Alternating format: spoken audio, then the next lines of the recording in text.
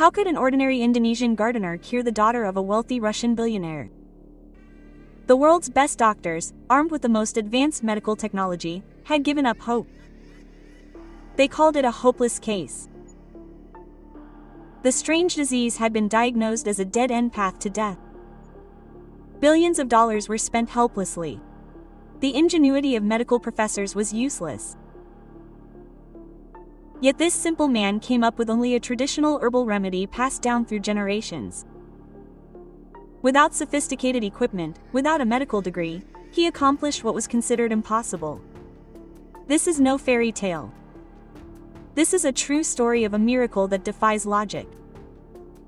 What is the secret behind this simple remedy? If you're ready to see how sincerity and ancient wisdom overcome modern technology, you've come to the right place. In a luxurious mansion set majestically on the outskirts of Moscow, lives a girl named Sofia Petrov. She is the only daughter of Viktor Petrov, one of Russia's richest billionaires and owner of a giant oil company. Since childhood, Sofia has lived in luxury. Every corner of the villa is filled with expensive items. From original paintings by world-renowned artists, to Italian crystal, to Persian carpets worth tens of thousands of ordinary homes. At just 24 years old, Sofia already had everything others could only dream of. Sports cars, designer handbags, and diamond watches were all easily accessible. She could simply ask for anything and it would come to her. Every day was filled with parties, world travel, lavish dinners at five-star restaurants, and shopping at the most expensive boutiques. However, Sofia was known for more than just her wealth. Among her friends, Sofia was nicknamed Princess S for a reason. She was beautiful, slender, and had the perfect face of a famous model, but her heart was very cold. She found it hard to smile. To her, the poor or the lowly workers were nothing more than shadows unworthy of her attention. One autumn day, as the wind blew hard and the leaves began to fall, Sofia woke up feeling strangely tired. Her head was heavy and her body felt hot, but she ignored it.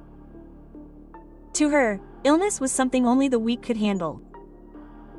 She immediately ordered her assistant to prepare the car because she wanted to go to the boutique to check out the latest fall collection. However, as she was about to descend the stairs, her legs wobbled and her vision became blurry. Sofia tried to hold herself up, but before she could take 2 steps, her body collapsed on the stairs. "Mr. Victor, Miss Sofia has fainted," her personal assistant Maria shouted frantically. Her voice echoed throughout the villa. It didn't take long for Viktor Petrov to rush to his daughter. Seeing Sofia lying there, cold sweat pouring down her forehead, Viktor immediately contacted the family doctor who had served them for decades. The personal doctor arrived in less than 15 minutes, equipped with sophisticated medical equipment. But strangely, after examining her, the doctor looked confused. Her temperature was very high, her blood pressure was abnormal, and her pulse was slow. "These are not symptoms of a common cold, Mr. Petrov," the doctor said with a tense face. Viktor frowned.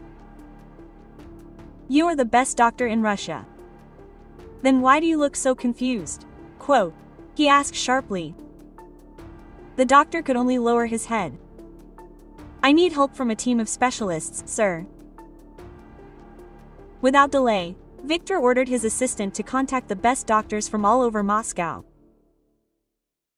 Not only from Russia, he also contacted medical teams from Switzerland, Germany, and even America.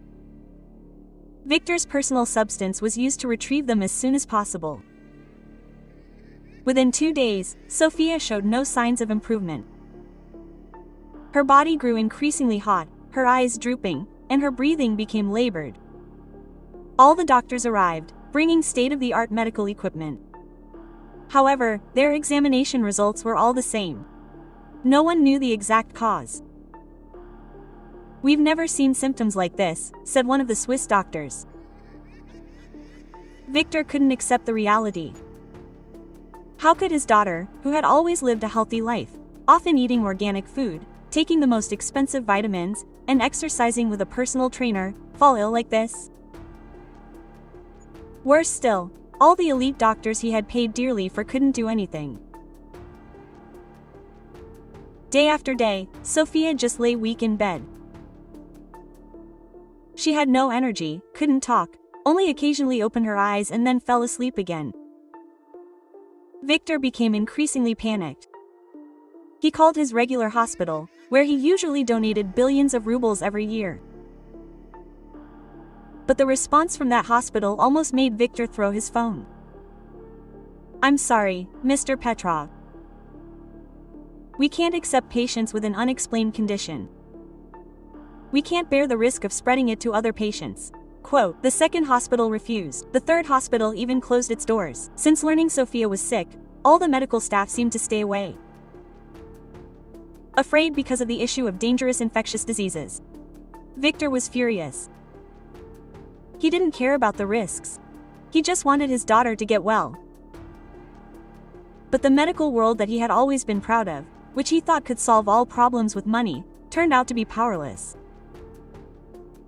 In the room that quietly, Sophia lay weak. Her body had become emaciated in just a matter of days. Her once plump cheeks were now gaunt and her usually bright skin had turned a pale yellow. Everyone began to worry. The nurses stood in the corner of the room, afraid to approach too closely. Maria, the assistant, could only cry every night, watching her employer slowly lose her life force. "Sophia, Daddy won't stay still. Daddy will find anyone who can save you," Victor whispered beside his daughter's bed. His eyes were red, his heart broken. But who could cure Sophia if all the world's great doctors had given up? Victor Petrov stood silently beside Sophia's bed. He had always believed that money could buy anything, but now his money seemed meaningless. Victor's cell phone kept ringing. His personal assistant, Carol, reported the news he never wanted to hear. "Sir, even the International Private Hospital in Switzerland returned the deposit you sent. They all say this disease is too strange and the symptoms are unclear," Carol said in a trembling voice. The night grew deeper and the wind outside the villa blew hard. Victor just sat there, stunned, all his pride crumbling. Then a thought crossed Victor's mind, not of belief, but of despair. He remembered a brief conversation a few months ago with his business friend, Boris. At that time, Boris had casually told him about his pet dog that was near death from a mysterious illness. After being taken to the most expensive vet but getting no better, an Indonesian garden worker named Armin saved the dog with traditional herbs. Victor even laughed at the story. But now that all the doctors had given up, Victor felt he had no choice. He quickly called Carol. "Find out who the Indonesian worker is. I want him here tonight." "Sir, are you serious about calling a commoner to treat Miss Sophia?" Carol asked, confused. "Do you think I care who he is?" Victor snapped. "If he can save Sophia, even if he's just a street sweeper, I don't care." Kara immediately nodded and ran out of the room. Meanwhile, in a simple house on the outskirts of Moscow, Armin had just finished dinner. He was just an ordinary Indonesian migrant worker who had worked for 3 years in Russia. His life was far from luxurious, but Armin was hiding something unknown. Since childhood, he had often learned from his grandfather about traditional medicine, concoctions made from leaves and roots, and massage techniques passed down through generations from their village in central Java. When his cell phone rang and the villa manager announced an urgent request from Victor Petrov, Armin was shocked. After hearing the explanation of Sophia's condition, he paused for a moment. He felt fear and insecurity, but he also couldn't bear to imagine a child lying hopeless and helpless. Quote, "Yes, sir, I'll come," Armin replied calmly. He didn't carry an expensive bag or sophisticated medical equipment. Only a small, worn bag containing several bottles of herbal oils and a box of dried leaves. That night, in the chilly Moscow air, a luxurious black car arrived to pick him up. The journey to the Petrov family's magnificent villa felt like a dream. The black car stopped right in front of the large iron gate. The usually stern security guard greeted Armin that night with a nervous expression. For the first time, Armin had been treated with such respect. With calm steps, he carried his small bag into the magnificent villa he had only seen from a distance. But Armin was undaunted. He remembered his late grandfather's words. Sincerity will always be more valuable than worldly riches. In the large living room, Viktor Petrov was waiting with a tired face. Quote, "Are you Armin?" Viktor asked. His voice was heavy but full of hope. Armin bowed politely. Quote, "Yes, sir. I am Armin." Viktor studied the young man in simple clothes from head to toe. "My child is on the second floor. We've tried everything but to no avail." Viktor said straight to the point. "If you have another way, do whatever it takes. I don't care how." Armin nodded. "I'll try, sir. I'm not promising anything, but I'll do my best." Arriving at Sophia's room, Armin paused for a moment, took a deep breath, then slowly entered. On the large bed with clean white sheets, Sophia lay weak. Armin approached the bed, looked at Sophia's sad face, then slowly opened her small bag. Quote, "How are you going to treat her?" asked Viktor, skeptical but hopeful. "My grandfather used to say the human body has the power to heal as long as the energy and blood flow are smooth. I'll help open the pathways. Use the natural herbs we used in the village," Armin replied politely. Viktor just nodded. What else could he choose? Armin began to work calmly. First, he rubbed warm, spice-scented oil on Sophia's wrists, soles of her feet, chest, and neck.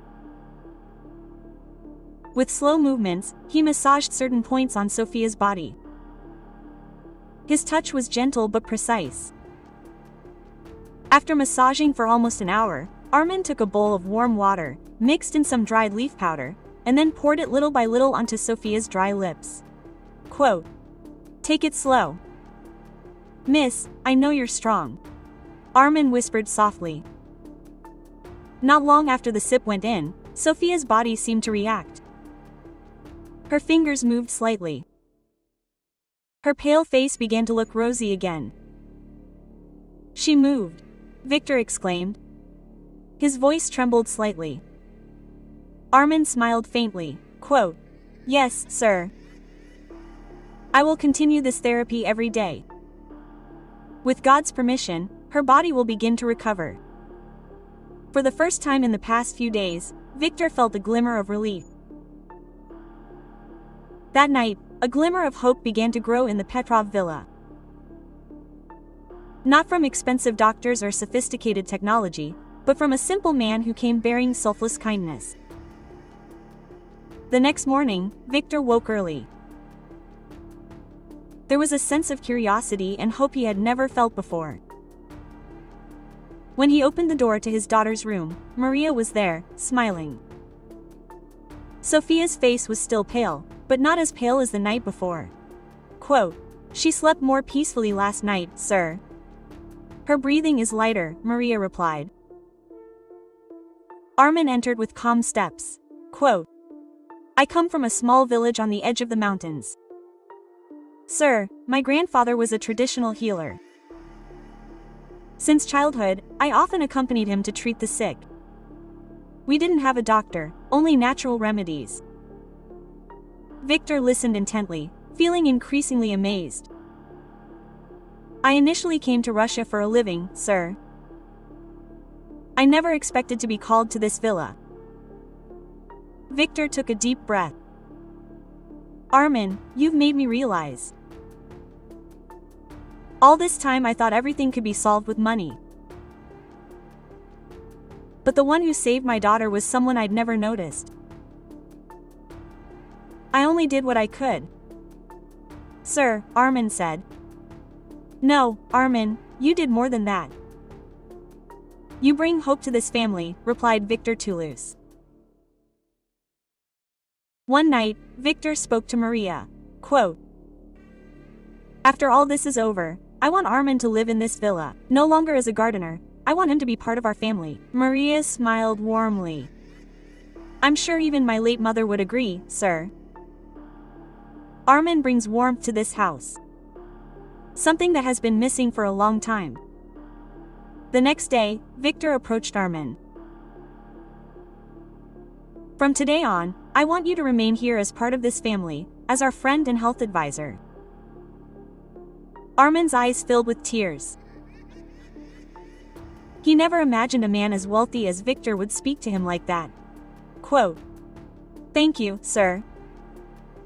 I am very honored. From behind Sophia's room, a soft laugh began to be heard again. Signs of life had returned to the once quiet villa. Within 2 weeks, Sophia's condition had improved. She could now sit up on her own and her voice was slowly recovering. A long-lost smile now graced her beautiful face. Armin remained faithfully by her side, performing routine therapy and keeping Sophia's spirits up. One morning, Victor sat in the garden. Armin approached. Quote, sir, I think it's time to reduce the dosage of Miss Sophia's potion. Her condition was much better. Victor smiled with satisfaction. Good job, Armin. I don't know how I can repay you for all you've done. I don't expect anything in return, sir. Just seeing Miss Sophia healthy is enough for me, Armin replied. That day, Victor made a big decision. At dinner, he gathered everyone together. Aman, you saved my daughter's life. From now on, you will live in this villa as part of the family. I also want to help your family in the village by building a health facility there. Armin's eyes welled up with tears. I don't know what to say. Thank you, sir, he said softly. Victor truly kept his promise. He built a small clinic in Armin's village. Meanwhile, Sophia's health improved and within a month she was able to walk slowly in the garden. Aman. You know, Sophia said one afternoon. I thought my life was complete, but I was wrong. You brought me hope and a sense of peace that I'd been missing for a long time. I'm just an ordinary person, miss. No, Armin. You're extraordinary, Sophia replied quietly. A few months later, life at the villa completely changed.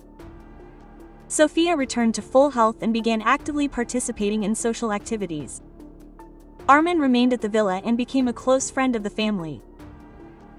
The clinic Victor had built began operating, benefiting hundreds of villagers.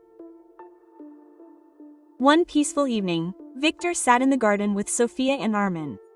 Quote, life is strange, Victor said quietly. I, who have everything, couldn't save my child. But someone I thought was just a garden worker changed everything. Armin chuckled. Maybe that's how life is, sir. It's not just human hands that heal, but sincerity of heart. Victor nodded silently. He looked at Sophia, looked at Armin, and realized one thing. Family isn't always about blood, but about who is there when we really need it. Finally, their house was no longer empty. The villa was now filled with laughter, hope, and affection. Their lives had truly changed forever.